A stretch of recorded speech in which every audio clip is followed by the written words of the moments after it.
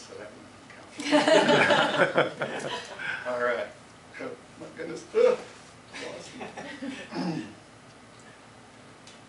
In my opinion, as I've said, these evaluations are really important. One of the really important functions of our speech evaluation, generally, I think, is for both very positive encouragement, because really, anybody that's sticking their neck out to do a prepared speech here is, in fact, sticking their neck out. And I think the general positive encouragement is really important. You know, we want to improve, we want to hear how to do it better. But if that's missing, that general sense that here's what really works, here's what's really good, then I find as a speaker, you know, it's like I really need that. I need that encouragement. That's, I think, part of what moves us. When we begin to move out of our comfort zone and do scary stuff, positive feedback is what keeps us going, right? So these were generally really good evaluations in that vein. They're all positive, helpful. They, not just positive in the sense of, well, that was a good speech, but positive in the sense of, here's a lot of what was actually really good about that speech.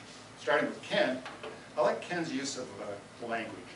You know, Ken gets our attention in a particular way by saying things like, well, ice has never quite been broken like that. I think that's just good speaking, good way of both making a point and modeling our communication in an effective way.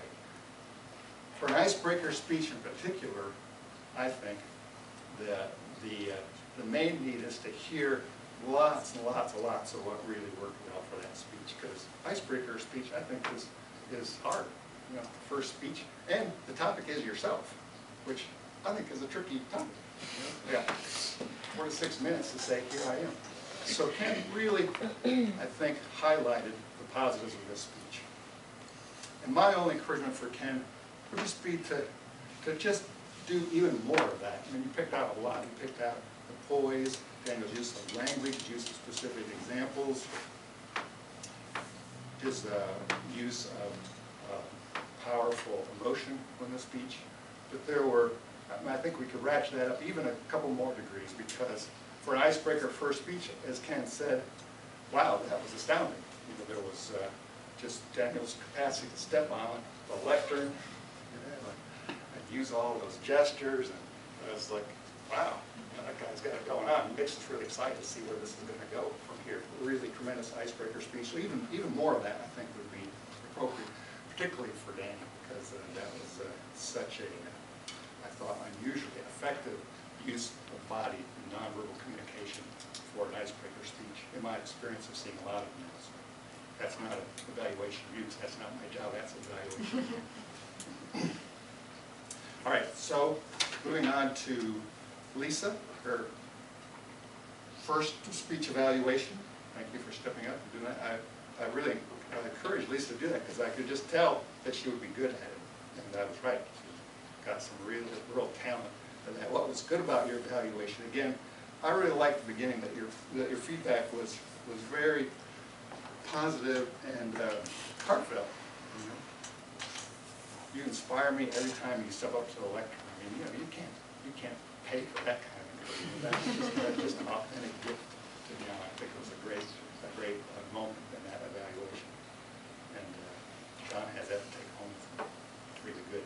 And from there, you know, your evaluation is very organized. You know, it's like a real likely. All of you, in fact, as evaluators, really identified this is the purpose of this speech, and then track your evaluation around that objective. So really good organized, really went through it. It's hard to do in time, so you know, let's watch the time and squeeze it even tighter, as the Toastmaster is now encouraging me to do. Christine, a good job evaluation. Again, very, very, very positive overall. My only encouragement for you would be when you get a speaker like Emily, who's given her 4 speeches, again, give really good speeches like that, to stretch her even more. Get harder and harder, but you know, stay positive, but really give her lots to move and stretch, because she's really demonstrating, you know, that confidence, poise, and ability, and it's time to really start pushing her a little harder, I think. And Kay, great job. You know, Kay's first another inaugural role as a Toastmaster. And if you've never done it before, you may not know that it's a lot of work. It starts way before the meeting.